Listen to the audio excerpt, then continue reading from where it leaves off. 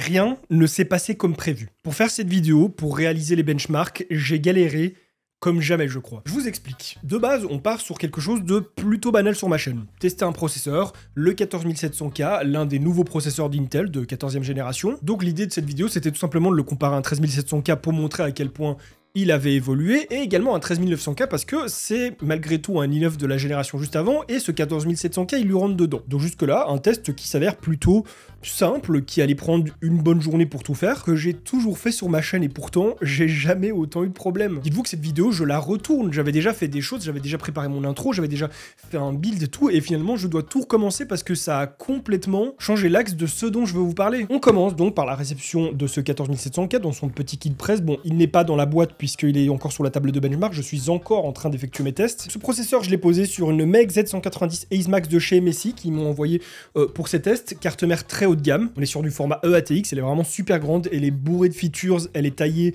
pour accueillir les plus gros procs. Pour l'instant, elle m'a pas vraiment déçu, si ce n'est que MSI ne font pas leur boulot de leur côté. Ça aussi, c'est quelque chose dont je vais vous parler juste après.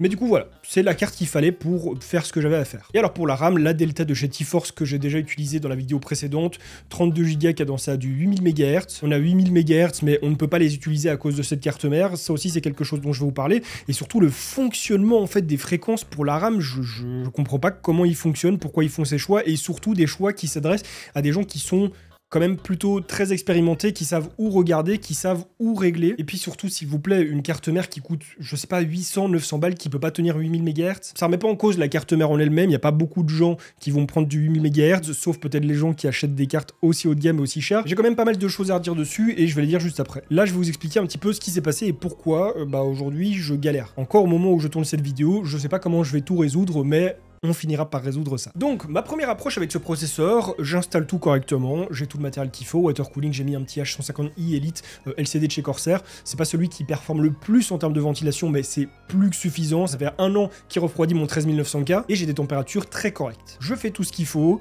j'allume mon PC, je mets absolument tous les drivers du PC à jour, le BIOS y compris, j'installe IQ parce que sinon le water cooling va pas fonctionner correctement, et de là je lance un Cinebench R24, le nouveau, et en l'espace de 1 seconde, je me retrouve avec des 100 degrés. Déjà, se retrouver avec des 90 degrés sur Cinebench, c'est toujours un petit peu effrayant, même si bon, c'est du bench, c'est du test, ça fait peur, mais c'est pas représentatif de ce que votre processeur va subir au quotidien. Mais voilà, là, clairement, claquer du 100, 105 degrés, j'étais pas confiant. C'est quelque chose qu'on avait déjà vécu avec la 11e génération d'Intel, qui, je le rappelle, était vraiment pas une génération très intéressante. Au final, c'est peut-être le destin de cette 14e génération de chauffer, du moins de cette i7, donc je continue. Et puis, je me rends compte en comparant que mes chiffres sont pas bons. Je ne comprends pas. J'ai fait plein de benchmarks, j'ai enregistré plein de chiffres, mais ils sont pas bons, ils sont pas cohérents. J'ai presque autant de performance, voire plus sur le 13700K, c'est pas normal. Donc je recommence tous mes benches, cette fois-ci j'étais en live, j'avais des gens pour m'aider dans le chat pour constater des choses que je n'aurais peut-être pas vues. Et première chose qu'on me signale, la dernière mise à jour de Windows flingue un petit peu les performances de ces processeurs-là. Je perds entre 2000 et 5000 points juste à cause d'une mise à jour Windows qui est foireuse. Donc je regarde de nouveau et je vois qu'il y a une nouvelle mise à jour Windows. On passe de la 22H2 à la 23H2. Donc je fais cette mise à jour et je regagne 2000 points. C'est pas encore excellent, mais c'est mieux que rien et je peux pas y faire grand-chose si ce n'est revenir sur des versions précédentes. Mais bon, je continue comme ça. Par contre, j'ai des grosses températures. Et quand je dis grosse, imaginez un petit peu un Time Spy qui débute à 90 degrés, qui continue à 90 degrés pendant presque toute la procédure, et qui fait du 116 degrés, je parle bien évidemment du processeur, sur la phase processeur. 116 degrés. Ouah, Starf.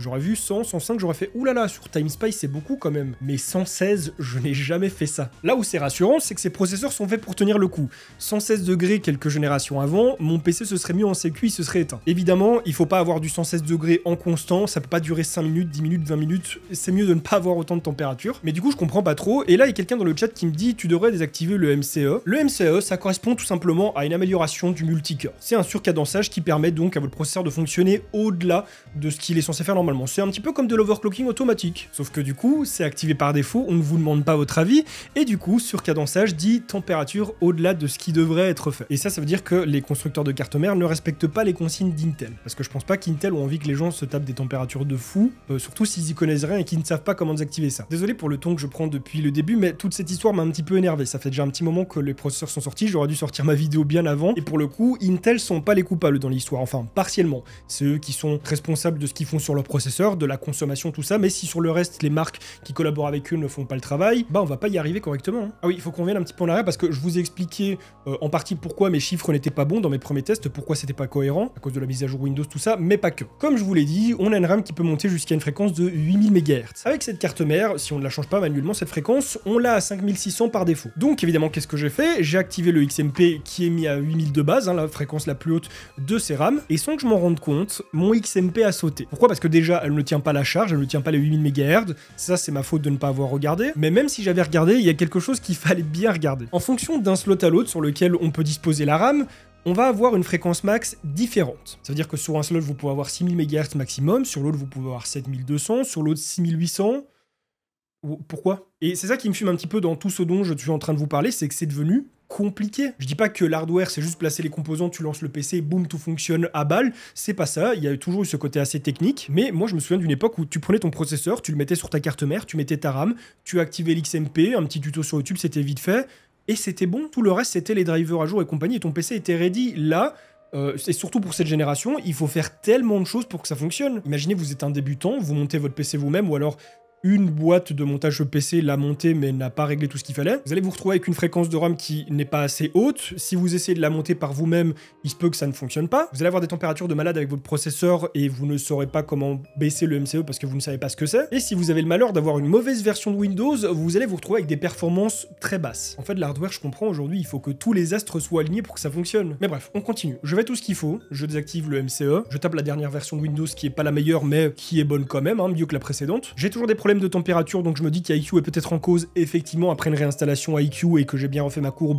c'est mieux. Et j'ai un dernier problème, c'est que mon benchmark, donc GPU Tweak, celui d'Asus ROG, m'indique que mon processeur est en utilisation entre 2 et 5%. Peu importe le jeu, et c'est très très bas. Mais évidemment, normalement, à tout problème, il y a sa solution, sauf si on a du matériel défectueux, et je pense pas que mon processeur, ni ma carte mère, ni ma RAM, ni quoi que ce soit, ne soit défectueux. C'est juste que c'est technique, c'est complexe, et c'est pour ça que je vous dis que j'ai jamais autant galéré à faire des benchmarks, parce que j'ai jamais été ultra technique. Je sais que j'ai une communauté très large, il y a des gens qui s'y connaissent très bien, mieux que moi, mais il y en a aussi qui ne s'y connaissent pratiquement pas, voire pas du tout. Donc je dois m'adresser à eux aussi, donc je reste à mon niveau, et j'essaye pas d'aller au plus haut possible, sous peine que personne ne comprenne rien. Moi-même, j'aurais peut-être du mal à comprendre. Donc voilà, on va quand même tâcher de rester dans la simplicité, mais pour le coup, c'est pas simple du tout, et c'est ça qui est agaçant. Et comme je l'ai dit, pour le coup, Intel ne sont pas les seuls responsables, il y a tout un écosystème qui doit tourner autour, et c'est les autres qui n'ont pas fait le taf au niveau des cartes mères. Bref, on va continuer les tests, hein, parce que comme je l'ai dit, c'est un problème, mais il y a toujours une solution à ce genre de problème. Donc on aura nos résultats, et je souhaite qu'ils soient bons, parce que comme vous le savez, moi Intel,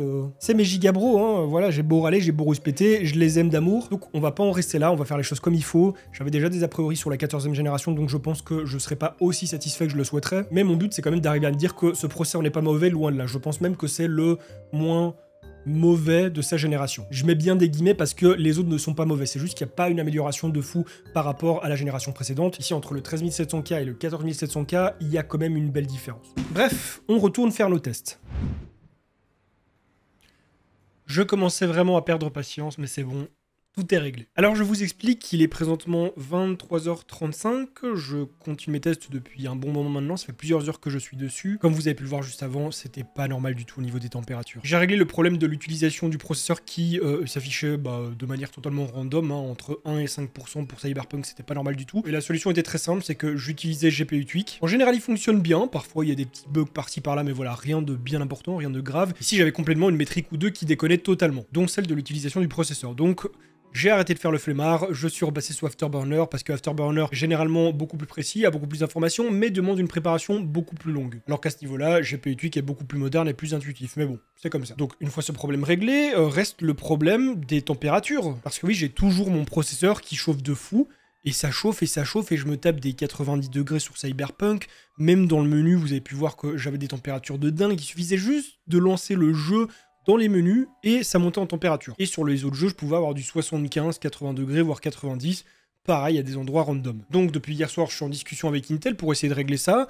Je parle du fait que le BIOS de la carte mère que j'ai, donc de MSI, la Z790 Ace, date beaucoup. Il date de septembre, on est en novembre. Sachant que la carte mère est toute récente et à peine sortie, voire peut-être pas encore, c'est pas normal. Et donc Intel reviennent un petit peu plus tard vers moi avec un nouveau BIOS qui leur a été fourni probablement par MSI. Donc je mets la carte mère à jour, je perds un petit peu en température. C'est déjà ça, mais c'est toujours pas ouf. Par rapport aux chiffres que je vois chez les autres sur le 14700K, c'est toujours pas cohérent au niveau des températures. Donc je vérifie à mon IO, tout est bien branché, tout est bien fixé, le point de contact est bon, j'ai bien mis le bracket pour les sockets LGA 17, mais les températures sont pas bonnes, donc je comprends pas. Donc je fais tous mes tests comme ça, je me dis bon bah tant pis, je sais pas y faire grand chose d'autre. Et puis je place le 13700K dans le PC, dans le même PC, la même configuration. Et là devinez ce qui se passe.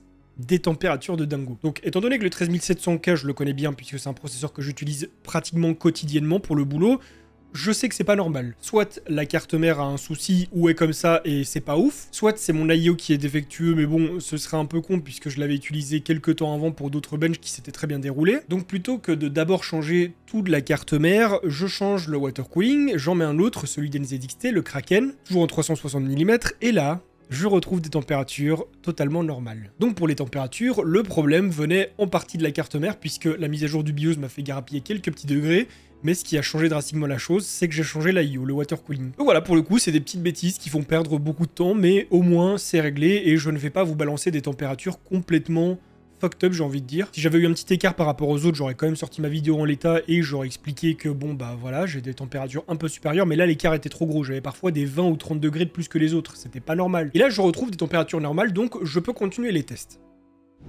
Et donc là, je refais mes benches, maintenant tout se passe mieux, je n'ai plus de température excessive. Comme on peut le voir, le 14700K perf effectivement mieux que le 13700K. Sur TimeSpy, on gagne quand même 2000 points au score CPU, ce qui est pas rien. Je rappelle qu'ici, on compare pas un i7 à un i9, on compare deux i7 de seulement une génération d'écart, qui en plus de ça est assez peu notable, assez peu marquante. Comme je l'ai dit un petit peu plus tôt, ça me fait fortement penser à la transition qu'il y a eu entre la 10e et la 11e. Rien d'extraordinaire. J'ai pas testé beaucoup de jeux, seulement 3 AAA. Mon but c'était juste de vous montrer l'écart qu'il y avait entre les deux processeurs. De toute façon, un i7 n'est pas dédié au jeu. On peut évidemment jouer avec, c'est un processeur qui est très bien pour jouer seulement si vous allez streamer sur le côté et faire d'autres choses en applicatif, mais ça ne sert à rien d'aller prendre un i7 juste pour jouer, c'est de l'argent gaspillé. Vous pouvez voir que l'écart de performance est là dans les points, mais en jeu, c'est pas incroyable, ça change pratiquement rien. À partir du moment où j'ai changé d'IO, la différence de température entre le moment où j'activais le MCE et où je le désactivais n'était plus si importante, mais il y avait quand même une petite marge, un peu plus de température quand le MCE est activé, et surtout, on peut voir que finalement, ça ne change rien au score, ça le fait même descendre de peu, mais ça le fait descendre. Ça s'explique par le fait que des températures trop élevées impactent les performances du processeur. Donc le MCE, pas aussi impactant que je ne le pensais, mais tout de même inutile pour le coup, et surtout à ne pas activer par défaut. Je sais pas du tout pourquoi les marques font ça. En tout cas, je suis content d'en avoir fini. Ça a été une galère pour le coup. Pas vraiment la faute d'Intel, c'est pas non plus seulement la faute de la carte mère, j'ai même envie de dire que c'est pas la faute de la carte mère. Le plus gros souci que j'ai eu, c'était au niveau des températures. C'est apparemment mon IO qui a lâché. Note à moi-même et pour vous aussi, n'utilisez pas GPU Tweak si vous voulez des informations cohérentes. C'est peut-être parce que la 14e génération d'Intel est trop récente et que du coup, il envoie pas encore toutes les informations. Mais du coup, c'est un petit peu relou parce que ça m'a fait perdre du temps. J'ai bien vu que les performances n'étaient pas impactées par ça, mais à l'image en tout cas, on voyait du 2, 3, 4, 5%. Donc c'était pas du tout cohérent. Et ne faites pas trop attention au bordel. Dites-vous que ça fait 3-4 jours que je suis ici, que je focus ça.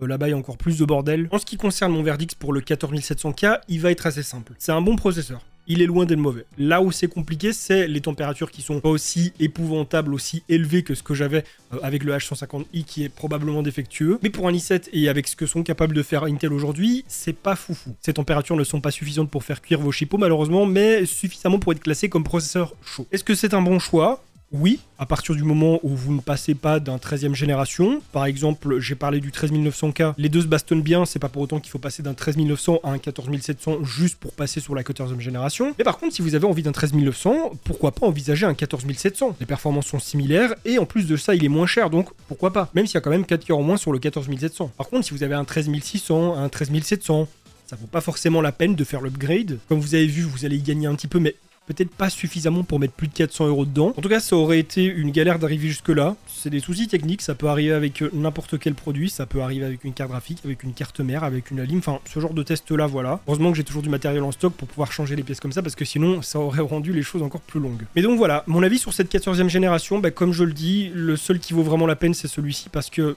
14600, il n'y a pas vraiment d'évolution, 14900, il n'y en a pas non plus. Au niveau des cœurs, les deux sont restés très similaires. La seule chose où ça va réellement changer, c'est les fréquences, et encore, réellement, c'est un mot peut-être un petit peu trop puissant pour définir le réel gain qu'il y a. Comme quelqu'un l'a dit dans mon chat quand on faisait les tests sur Twitch, c'est pas vraiment la version 14, c'est plutôt la version 13.5. Donc là, Intel, pour le coup, on va vous attendre à la 15e, celle-ci, voilà, je vais pas dire qu'elle est mauvaise, mais je ne la recommanderais pas. Enfin, du moins, si vous étiez en 13e. Si vous étiez sur la 12e, pourquoi ne pas changer? Mais voilà, si vous êtes sur la 13e, ça sert absolument à rien de faire le move et de passer sur la 14e. En tout cas, n'hésitez pas à réagir dans les commentaires de cette vidéo sur le processeur, ses performances, la génération 14 de manière générale. N'hésitez pas à me donner votre avis aussi sur ce format de vidéo. J'ai un petit peu changé ma formule par rapport à d'habitude, il y a toujours un petit peu de facecam, mais voilà, j'ai essayé de vous montrer plus de choses, de vous parler différemment. Donc voilà, n'hésitez pas à partager votre avis dans les commentaires. Si cette vidéo vous a plu, je vous invite également à la liker et à la partager pour me soutenir, à vous abonner à ma chaîne YouTube sans oublier de cliquer sur la petite cloche pour recevoir des notifications lorsque je vais sortir de nouvelles vidéos, à me follow sur Twitch et à vous abonner à mon autre chaîne YouTube iDiscount sur laquelle je partage des bons plans hardware et tech. Et sur ce, on se retrouve très bientôt pour une nouvelle vidéo. En attendant, portez-vous bien. Bye les gens.